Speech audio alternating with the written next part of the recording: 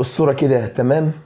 تعالى اقول لك قبل ما تروح تاخد صورة للذكرى مع شجرة الكريسماس، ان الشجرة دي مش مجرد ديكور شكل حلو وخلاص. الشجرة دي رمز العقيدة تخالف عقيدتك كمسلم.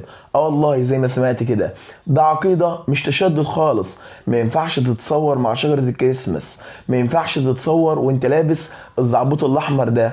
دي حاجات بترمز لعقيدة بتقول إن لله ولد، وأنت مسلم موحد بتقول لم يلد ولم يولد.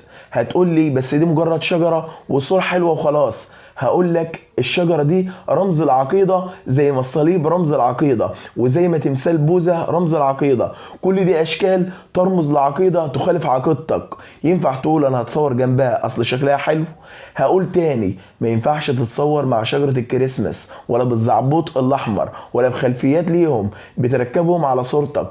كل الحاجات دي رموز لعقيدة ضد عقيدتك، فركز الله يكرمك، لأن دينك أهم من أي حاجة، فحافظ عليه. يفضل طول السنة في الصلاة يقرأ قل هو الله أحد الله الصمد لم يلد ولم يولد ولم يكن له كفوا أحد.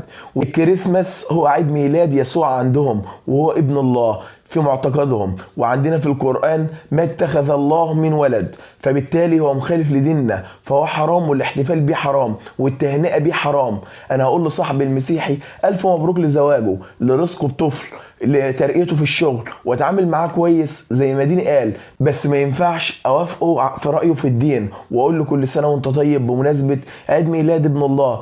ما ينفعش الكلام ده. والمسلمين الكيوت جدا دول ربنا يهديكم لنفسكم. لا تجعل شجرة الكريسماس تنسيك شجرة الزرقوم. احنا بشر بالفطرة بنحب الاحتفال، بس بنفرق بقى ونعرف نحتفل بايه. قل هو الله احد الله الصمد لم يلد ولم يولد ولم يكن له كفوا احد. عليها نحيا وعليها نموت وعليها نلقى الله. عيدك هويتك.